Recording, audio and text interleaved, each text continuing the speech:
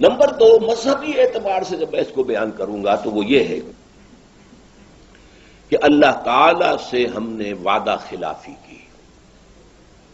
ہم سے کہا تھا اے اللہ ہمیں انگریز اور ہندو کی دوہری غلامی سے نجات دے. انگریز کی غلامی بھی ہم پر تھی، ہندو کی بھی تھی. ہندو کی معاشی غلامی میں ہم مبتلا تھے. ہندو بنیا ایک گاؤں میں بیٹھا ہوا ہے اور وہ سود پر رقمیں دے رہا ہے اور مسلمانوں کی زمینداروں کی زمینیں ہتھیا رہا ہے. یہ سارا کام، پورا کاروبار، پوری انڈسٹری ہندوستان میں ہندوؤں کے ہاتھ میں تھی، مسلمانوں کی کہاں تھی.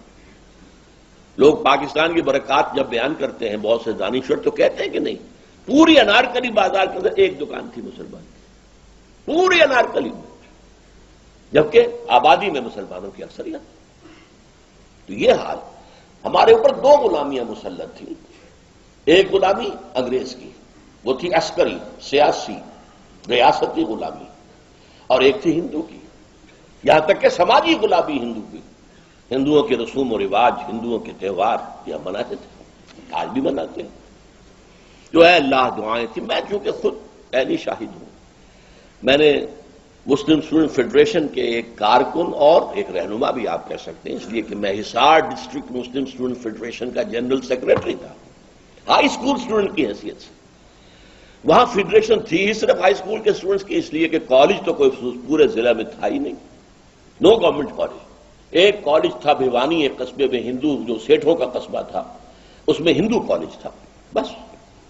باقی ہائی اسکول کی مسلم اسٹوڈنٹ فیڈریشن تھی، اس کا میں جنرل سیکرٹری تھا، حصار ڈسٹرکٹ مسلم اسٹوڈنٹ فیڈریشن.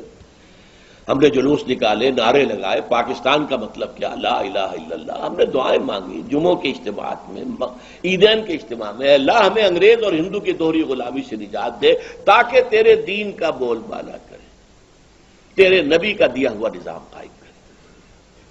ہم نے پاکستان، اللہ نے تو وعدہ پورا کر دیا. اور وہ آیت جو ہے سورہ اعراف کی ہے، حضرت موسیٰ سے جب کہا تھا کچھ لوگوں نے، اسرائیلیوں نے، اے موسیٰ آپ کے آنے سے پہلے بھی ہمیں ستایا جاتا تھا، آپ کے آنے کے بعد بھی ستایا جاتا ہے، ہماری حالت میں تو کوئی فرق نہیں آیا آپ کے آنے سے. تو انہیں جواب دیا گیا، اللہ تعالیٰ نے جواب دیا، قل اے موسیٰ ان سے کہہ دو، عسیٰ ربکم ان یہلک عدوکم، اب قریب ہے وہ وقت کہ تمہارا رب تمہارے دشمن کو ہلاک کر دے، فرعون اور اس کے لاؤ لشکر کو تباہ کر دے، غرق کر دے. وَيَسْتَخْلِفَكُمْ فِي الْأَرْضِ، زمین میں تمہیں حکومت دے، طاقت دے. فَيَنْظُرَ كَيْفَ تَعْمَلُونَ، پھر دیکھے گا تم کیا کرتے ہو. اسی امتحان میں ہم 56.5 برس گزار چکے ہیں اور ہم نے اللہ سے وعدہ خلافی کی. اس وعدہ خلافی کا نتیجہ میں نے آیات جو پڑھی ہیں شروع میں، سورہ توبہ کی 3 آیات. دنیا میں کوئی قوم اجتماعی طور پر اللہ سے کوئی وعدہ کر کے وعدہ خلافی کرے تو اس کی سزا کیا ملتی ہے؟ اس قوم میں اجتماعی طور پر نفاق اور منافقت کا مرض پیدا کر دیا جاتا ہے. نفاق اور منافقت جو کفر سے بھی زیادہ ناپسند ہے اللہ. ان المنافقین فی الدرک الاسفل من النار، منافقین جو ہے وہ جہنم کے سب سے نچلے درجے میں ہوں گے، جس کے لیے کہ حضور کی شفاعت سے انہیں محروم کیا گیا. استغفر لہم او لا تستغفر لہم لن یغفر اللہ لہم، آپ چاہے استغفار کریں ان کے لیے چاہے نہ کریں. اور سورہ توبہ میں تو ہے ان تستغفر لہم 70 مرۃ، آپ 70 مرتبہ بھی استغفار کریں گے تب بھی ہم معاف نہیں کریں گے. وہ ہے منافق. چنانچہ ان آیات میں کیا کہا گیا، میں نے بارہا اس کو بیان کیا ہے. وَمِنْهُمْ مَنْ عَاهَدَ اللَّهَ، مدینے کے منافقوں میں ایک قسم ان کی ہے جنہوں نے اللہ سے ایک عہد کیا تھا، لئن آتانا من فضلہ، اگر اللہ ہمیں اپنے فضل سے نواز دے گا، غنی کر دے گا، دولت مند کر دے گا، لنصدقن، خوب صدقہ خیرات کریں گے، ولنکونن من الصالحین، اور ہم نیک لوگوں میں سے ہو جائیں. فلما آتاہم من فضلہ، جب اللہ نے انہیں اپنے فضل سے نواز دیا، بخلوا بہ، اب بخل سے کام لیا، تجوریوں کے دروازے مقفل، بخلوا بہ، اور انہوں نے اللہ سے اعراض کیا. اس لیے اللہ تعالی نے فعاقبہم نفاقا فی قلوبہم، اللہ نے ان کے دلوں میں نفاق کی بیماری پیدا کر دی. الی یوم یلقونہ، یہ خطرناک ترین الفاظ ہیں اس صورت کے. وہ نفاق قیامت کے دن تک قائم رہے گا، برقرار رہے گا، نکلے گا نہیں. یہ اللہ جب یہ میں پڑھتا ہوں، حال عام طور پہ میں رک جاتا ہوں، یہ الفاظ ادا نہیں کیا کرتا. عاقبہم نفاقا فی قلوبہم پہ بات ختم کرتے ہیں. اس لیے آگے کے الفاظ لرزہ طاری کرتے ہیں. الی یوم یلقونہ، اس دن تک جو ملاقات کا دن ہوگا قیامت کا، اس وقت تک نفاق یہ رہے گا.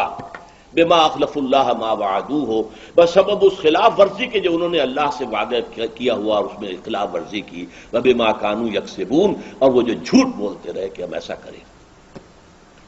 تو پاکستانی قوم اس وقت اس اعتبار سے اجتماعی منافقت کا شکار ہے.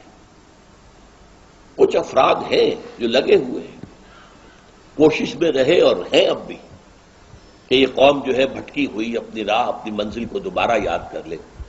کبھی بھولی ہوئی منزل میں یاد آتی ہے راہی کو. کچھ لوگ ہیں وہ مستثنا ہیں، لیکن آپ کو معلوم ہے ایکسیپشنز پروو دی رول. استثناءات جو ہوتے ہیں اس سے تو پھر کوئی قانون بالکل ثابت ہو جاتا ہے. یہ تو مستثنا ہے. رول از سم تھنگ ایلس. وہ رول کیا ہے؟ آج ہم بحیثیت مجموعی دنیا کی منافق ترین قوم. 3 قسم کے نفاق آپ کے ہاں آ چکے ہیں. نفاق قومی، پہلے ہم ایک قوم تھے، ہندو کے مقابلے میں ایک قوم، 2 قومی نظریہ، ہندو ایک قوم، ہم دوسری قوم. آج ہم نفاق باہمی میں قومیتوں میں تحلیل ہو گئے. اب قومیت ہے، 4 تو شروع سے تھی، پنجابی، پٹھان، بلوچی، سندھی. اس میں اضافہ ہوا ہے سرائکی قومیت، وہ بھی مدعی ہے ہماری علیحدہ قومیت ہے. یہ نفاق باہمی ہے. نفاق کردار، جھوٹ، وعدہ خلافی اور خیانت. حضور نے فرمایا آیت المنافق ثلاث، 3 نشانیاں ہیں منافق کی. دوسری حدیث میں آتا ہے وَإِن صَامَ وَصَلَّى وَزَعَمَ أَنَّهُ مُسْلِمٌ. جس میں یہ 3 صفات ہیں، وہ چاہے نماز پڑھتا ہو، روزہ رکھتا ہو اور اپنے آپ کو مسلمان سمجھتا ہو، لیکن وہ منافق ہے. اور وہ 3 علامتیں کیا ہیں؟ جب بولے جھوٹ بولے، جب وعدہ کرے خلاف ورزی کرے، کہیں امین بنایا جائے تو خیانت کرے. یہ تینوں چیزیں ہمارے ہاں عوامی سطح پر جس طرح ہیں وہ تو سب کو معلوم ہے، لیکن جو زیادہ قابل توجہ، قابل حذر بات ہے وہ کیا ہے کہ ہمارے ہاں جو جتنا اونچا ہے اتنا ہی جھوٹا، اتنا ہی وعدہ خلاف اور اتنا ہی بڑا خائن ہے. اربوں کی خیانتیں ہوتی ہیں. اب وہ سینکڑوں ہزاروں والی بات تو ختم ہو گئی. غبن در غبن. اس نفاق کے ہم اس وقت مریض ہیں. پھر اسی پچ ہو گیا، پھر تشبیہ مسلح کی کرنا. اساں ظاہر نو رب من آئے، باطن دا اللہ کی کرنا. اساں ظاہر نو رب من آئے، باطن دا اللہ